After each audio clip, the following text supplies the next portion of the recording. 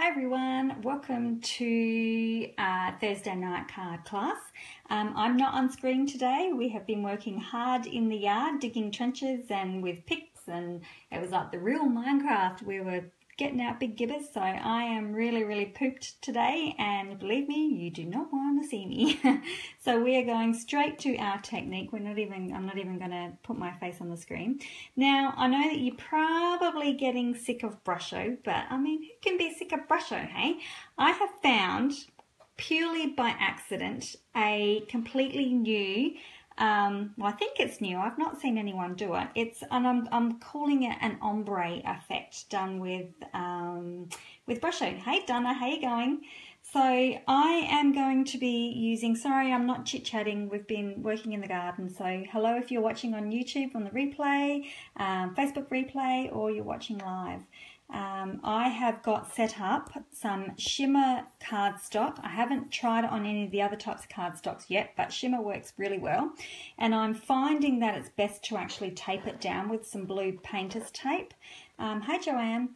So I'm finding that I have a lot more control over my cardstock in the way that the Brusho mixes when it's actually taped down, because as soon as you spray water on the card, it wants to warp and do funny things. Hey Amanda. So I'm finding better results when I'm taping it down, okay? And I've tried different coloured tapes, and blue. Blue is what you want, the blue painter's tape. I'm having better luck with it. I think the last time I was trying to do it and I was tearing my cardstock, I think it was because I'd heat set, but not today.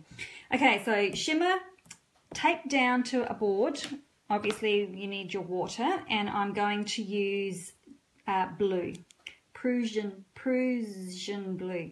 I got told off for not pronouncing it properly, so I still can't pronounce things properly, but anyway, I'll probably, and it's hard because I can't hear what you can tell me how to pronounce these things, but it's hard. Okay, so I'm hoping it's exciting. I'm hoping it's going to work. I've had a few goes. It does require a little bit of control, so you will need to have some paper toweling beside you as well. So we're getting straight into it. Hey everyone who's coming in. I'm just going to get my chair out the way because I'm standing up to do this technique because it requires a little bit of movement, okay, and a little bit of working properly. Do you know this stuff gets up your nose as well? A little bit of fun fact for you there. Literally, it goes up your nose. It has a really fine powder as well as the stuff on here. Okay, so Prussian. See, I pronounced it one way and then I got told off on YouTube for not pronouncing things properly. So anyway, it doesn't matter. It's blue. It's a nice vibrant blue. So we're going to start by wetting our cardstock fairly liberally. Make sure you get the corners, especially on this end here. And then all I'm going to do is sprinkle some of my blue, and that's all I want at this particular point in time. Because what happened is what I wanted to do was have lines of colours, and I sprinkled my blue and it took off on me. And I was like, no, that's not what I wanted. I didn't want it to be running away like that. So I then tried to control it, and I tried to keep it down in this area. And it still didn't really want to do it. It just wanted to wander off on its own. So I decided to let it wander off on its own very carefully and very controlled. Okay, so you can see I just sort of tilt it down towards the white area, and then I want to keep it back in the dark area because it's drying as we're moving. The card's drying, and I want to keep a fairly dark area down. So then I will you just have to rock it backwards and forwards really slowly, and around, down the sides. It'll want to flow down the middle because that's where I've got my card, and then bring it back down this end. It's a little bit of love and care, this game. And then I think I turned it around and sort of worked this way a little bit more. I had a little bit more control. And you can probably see where it's wet in the center and drying on the outside already. So I want it to go right to the end. You've got to be, I tried one and I was a little bit too rough with it. So you do have to be gentle. And you get this gorgeous flowing, whoops, that's okay if it runs off. We want to try and contain it, but just mop up anything. Hey, Monica! So we just want to rock that back and forward, and it's just fun to watch too. So it does take a little bit of time. Now you can see I've got some areas that are drying already. So I can just come in very gently and just wet that corner again. And because obviously I want all my dark down one end. I don't want it all over the place. So it's really quite mesmerizing to watch. And just I'm just going to try and let it fill up that white area. But I only want it a tiny bit. I don't want, obviously I don't want it all blue down there. But this, you don't get the deep watercolor washes that you normally get with the Brusho. You know, the stained and watermarked look. This is a really gentle, a little spot there. Doesn't want to hook up. So just ever so gently. And then if you start getting any pooling, just mop the edges up. So sorry, I'm not looking at my comments. I'm more concentrating on the flow of my water. So I will go back and answer any comment on any comments afterwards. So you can see how that's just flowed nicely, and I've got this gorgeous ombre look going on. So, and this is probably the best one I've done so far. I've got a little bit of a ripple in my cardstock there, so it's just a matter of playing and playing. I'm using, for those who have coming in, I am using shimmer cardstock at the moment. I haven't tried it with any of the others. Now I do find that not all of my crystals want to. Let's see if I can get them to melt a little bit more. I did one in the mellow, what's it called, moss green, and the crystals. I think. I haven't played with that one a lot, but the crystals didn't really want to melt for me, or explode, or whatever they do. But there we have got an awesome, and you just keep flowing, just let it keep flowing until it eventually dries, and you just keep playing.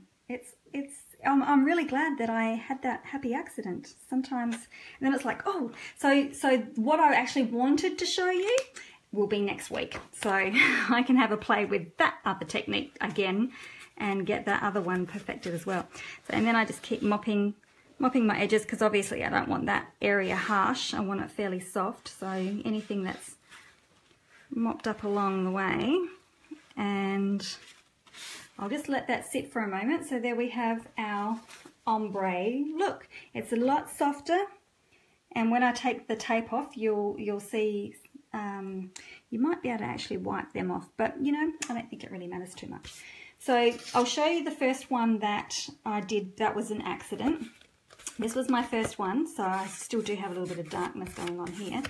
So I did my blue, and then I thought, oh, it sort of took off on me that way, and I thought, no, it's fine. And then I thought I'll put a row of yellow down. I thought I would be able to control it, and of course then that has moved into a really lovely blend of colours as well.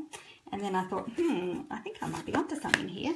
So then I had to have a play with, this was the Brilliant Red and a strip of yellow as well. So, and this one I was a little bit rougher with, so it's a little bit darker down this end. You need to be fairly gentle with your cardstock. And then I thought, because I haven't given a lot of love, see, you can just keep going and picking it up and shifting things around, because it's still moving. So then I thought, well, I haven't used the moss green at all. I haven't been loving on it very much. So I thought I would make that, and I really enjoyed how that one turned out. So, and I thought I'll quickly run inside from digging trenches and boulders out of the front yard and whip up a card. So it's turned out quite a vibrant green compared to what the moss green is. When I photographed it, it was a bit more of a muddier green. So on my photo, it's not showing up as bright as it is. I've teamed it up with some Pear Pizzazz. Dare I say, Always Artichoke will work really, really well with the moss green. and I've just popped a little bit of the doily underneath it and just stapled it to my card, and of course a couple of sequins. And the stamp set that I've used is called In the Trees, and I have used my Stamparatus to stamp it. So, although that was a little bit of a learning curve too, because I stamped this side first expecting that I could move my the plate over, but it doesn't move this way, you have to go that way. So when you're doing it, start on this side first and go that way. So it didn't quite work out as easy as, but that's just a little bit of practice on my behalf. So there's my green. All right, let's come back. I will take off my tape and you can get the full look, and then I am going to go and have a well-deserved sit down. All right. There we go. So that's come off nicely. And I'm finding to take the tape off, it's not too bad if you can keep it flat. Oh, there's a tiny little bit, but I'm getting better at using the tape as well. I could have rotated your... No, the hinges wouldn't... the hinges wouldn't work for me. I couldn't... Oops, that one's torn a little bit, but you know what? I figured out if you start from the other side, you can actually glue that torn bit down. There we go. Oops, that's tearing. See, okay, ignore everything I've said about the painter's tape. I think it's just the luck of the draw. Okay, last one. You could leave it on here until it's completely dry if you wanted to, but I just want to take it off so that you can get the full effect. There we go. So, voila. There we are. A very nice, soft alternative to Brusho. So, very soft alternative. Okay. That's it for me. It's short, sharp and shiny class tonight, but there's another Brusho for you. I haven't tried it on gloss cardstock. I haven't tried it on watercolour cardstock, so I'm not sure how they go on those. I guess that's another play day, isn't it? So, but next week I have the one that I intended to show you this week. I've still got to have a little bit of a play around it, but on first instances it's working quite well. So I'm going to have a little bit more of a play. Thanks very much for joining me. I hope you give this one a go, and we will see you again next week. Bye.